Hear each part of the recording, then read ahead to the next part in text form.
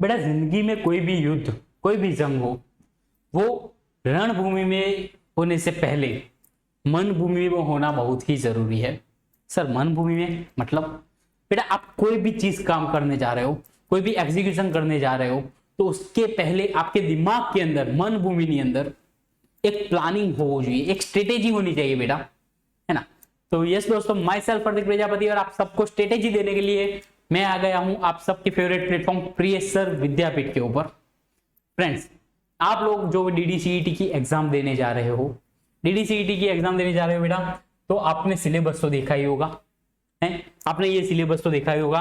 तो इस सिलेबस की मैं आज देखने आया हूं पूरी की पूरी स्ट्रेटेजी, है ना। किसकी? केमिस्ट्री के अंदर। केमिस्ट्री के अंदर बेटा हर एक चैप्टर के अंदर कहाँ का तीर कहाँ पे मारना है, वो सारी चीजें आज बताने वाला हूं।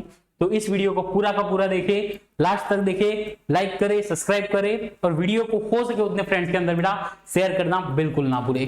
एक और इंपॉर्टेंट चीज, डिस्क्रिप्शन के अंदर व्हाट्सएप ग्रुप की लिंक दी गई है डीडीसीईटी के लिए, है ना। अगर आप किसी कोई भी एक डीडीसीईटी के ग्रुप में ज्वाइन हो तो आपको ये ग्रुप ज्वाइन करने की जरूरत नहीं है ना। और एक भी ग्रुप में ज्वाइन नहीं हो तो आप ये लिंक टच करके ग्रुप में पहुंच सकते हो, ताकि हर एक इंपोर्टेंट जो भी माहिती है, डिटेल्स है, वो आप तक पहुंचनी बाकी ना रह जाए।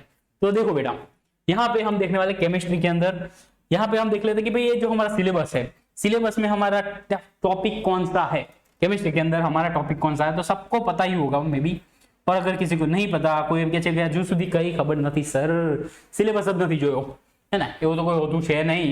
અને જો હું એવું હોય ને તો એમ કહી દઉં છું કે ભાઈ શાંતિથી ઘર જઈ સુઈ જા, હવે તારું કઈ થતું નથી જો સિલેબસ નથી જોયો તો, है ना। थोड़ी बहुत मेहनत की है, अभी थोड़ी बहुत बाकी है।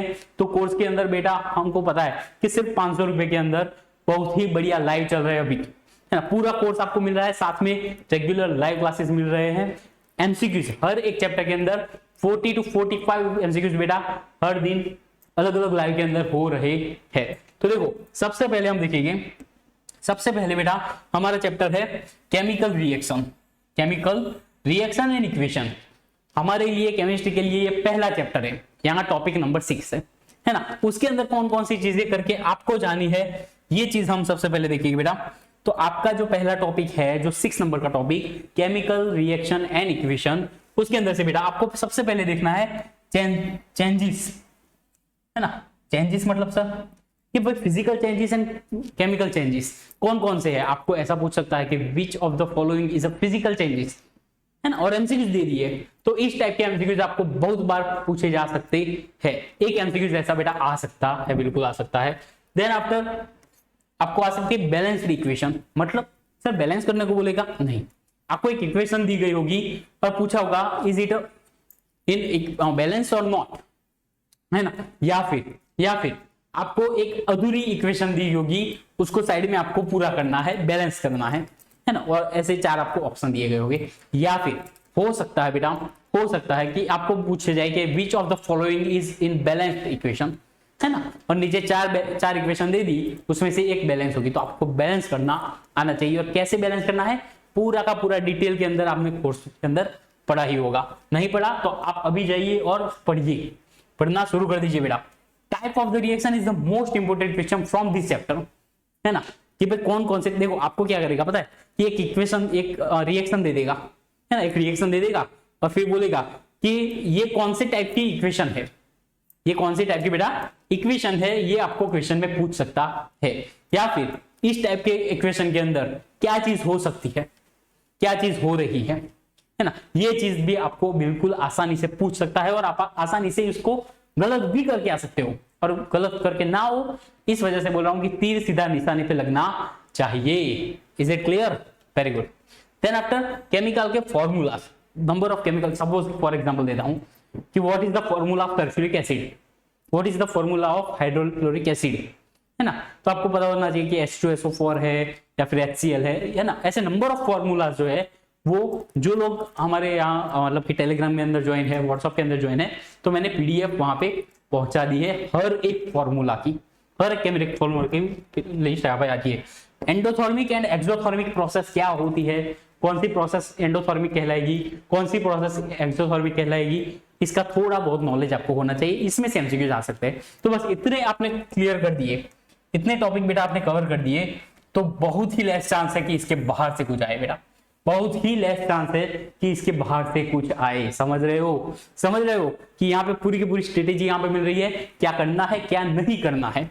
Is that clear? Second chapter आप सिलेबस के अंदर देखोगे तो हमारा जो सेवंथ टॉपिक है बेटा acid basis and salt, acid basis and salt, जिसके अंदर आपको क्या क्या करना है, जिसके अंदर बेटा आपको क्या क्या करना है। तो सबसे पहले देखो कि उसकी प्रॉपर्टीज आपको पता होनी चाहिए एसिड एंड बेसिस की, है ना। एसिड एंड बेस की आपको फिजिकल प्रॉपर्टी, जो भी प्रॉपर्टी है बेटा वो आपको पता होनी चाहिए, ताकि उसके बेस पे अगर कोई क्वेश्चन आता है तो आप उसके अंदर मार ना खा जाओ। Is that clear? Then acid और बेस की मेटल और नॉन मेटल के साथ रिएक्शन, है ना। सपोज कोई एसिड ले लिया, सपोज Na ले लिया सोडियम, एंड कोई एसिड ले लिया HCl, तो उसके थ्रू कौन सी उसके बीच में कौन सी प्रोसेस हो रही है और उसका रिजल्ट क्या आएगा, है ना। ये चीज आपको पहले क्या खाली जग्या में पूछी सके, खाली जग्या ની અંદર આ વસ્તુ તમને આરામથી પૂછી શકે છે। કોઈ એસિડ અથવા બેઝ दी કોઈ મેટલ અથવા નોન મેટલ સાથે પ્રક્રિયા થાય તો gives us માં શું મળે बेटा। तो ऐसा क्वेश्चन आपको पूछ सकते हैं। List of strong acid and strong base, है ना। Which of the following is a strong acid, which of the following is a strong base, है ना। Which of the following is not a strong base, not a strong acid. ऐसा question आपको आ सकता है exam के अंदर। PH scale के बारे में पता होना चाहिए और अलग अलग जो सूचक है इंडिकेटर्स है एना कलर ना चेंजेस विषय आपको खबर होनी चाहिए। ओके, पीएच का आपको सबको पता होगा कि पीएच की रेंज 0 से लेकर 14 तक होती है ना।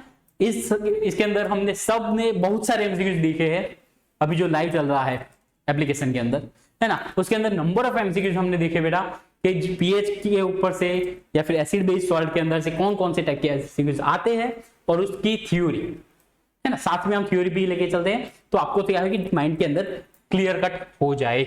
देन आफ्टर एसिड और बेस, किस चीज के अंदर से कौन सा एसिड होगा, है ना। किस में से कौन सा एसिड होगा या फिर किस चीज के अंदर कौन सा बेस होगा, ऐसा एक चीज आपको पूछ सकते हैं लोग, है ना। और एसिड और base plus water, acid plus water या फिर बेस, मतलब कि एसिड और बेस की वाटर के साथ प्रक्रिया होने से क्या मिलता है, ऐसे टाइप के क्वेश्चन आपको एमसीक्यूज के अंदर पूछे जा सकते हैं। तो आपको खास उसके बारे में भी ध्यान रखना है। एंड केमिस्ट्री के अंदर last but not the list बेटा, क्योंकि इसके अंदर भी मेटल एंड नॉन मेटल, उसके अंदर से आपको क्या करके जाना है वो खास देख लो। मेटल एंड नॉन मेटल के अंदर बेटा सबसे पहले तो आपको आइडेंटिफाई करना आना चाहिए which of the following is a metal, which of the following is a non metal, which of the following is metalloid। ऐसे क्वेश्चन आपको आने के चांसेस है एग्जाम के अंदर। ओके, बहुत ज्यादा पेલું કે JEE का तो नीट लेवल નું પેપર આ લોકો કાઢવાના નથી। ગયા પેપરમાં આપણે જે રીતે જોયું બરોબર, બીજા બધા મોક ટેસ્ટ हम मोक टेस्ट भी दे चुके हैं या फिर देने वाले हैं, तो आप सबको पता होगा कि उसका लेवल कितना रहता है। फिजिकल प्रॉपर्टी आपको पता होनी चाहिए मेटल की एंड नॉन मेटल की, दोनों की, है ना। तो आपको उस प्रॉपर्टी के थ्रू आपको एग्जांपल क्वेश्चन पूछ सकता है बेटा यहाँ पर। Is that clear? Reactivity series, पूरी की पूरी रिएक्टिविटी सीरीज विद शॉर्टकट आपको याद रखवाई है सिलेबस के अंदर बेटा, तो खास उसको फॉलो करिएगा, खास उसके ऊपर ध्यान रखिएगा, क्योंकि रिएक्टिविटी में से बहुत सारे क्वेश्चन निकल सकते हैं, है ना। जब आप केमिकल रिएक्शन बना रहे हो ना, तब भी आपको रिएक्टिविटी सीरीज की जरूरत पड़ती है, तो इसका खास ध्यान रखना। और है ना, और मतलब कि जो मिश्र धातु है एनु पर खास ध्यान रखवानुं कि कोनी मिश्र धातु कई है। ओके, एंड कोरोजन, काट लागतो होय छे तो काटनी प्रक्रिया, काट अने एना प्रिवेंशंस, है ना, काट को बचाने के लिए, कोरोजन को बचाने के लिए जो भी प्रिवेंटिंग मेथड्स है उसके अंदर से छोटे छोटे क्वेश्चंस निकल के आते हैं बेटा। तो इन सबको आपको करके जाना है, खास फॉलो करके जाना है। हम यहाँ पे क्या करवाते हैं कि लाइव के अंदर हर एक चैप्टर में से, हर एक टॉपिक में से अलग अलग एमसीक्यूज, है ना। सपोज कि इतना हमको बताया, पर इसके अंदर से 40 to 45 एमसीक्यूज निकाल के हम आपको दे रहे हैं, है ना, और सॉल्व करवा रहे हैं साथ में विथ कॉन्सेप्ट कि ये एमसीक्यूज का आंसर ऐसे कैसे है ना। तो ये सारी चीजें आपको पता होनी चाहिए, आप सबको इसका बेनिफिट मिलना जरूरी है बेटा, है ना। अभी भी आपके पास टाइम है, टाइम का बेनिफिट लीजिए और पढ़ते रहिए, आगे बढ़ते रहिए। Take care, bye bye.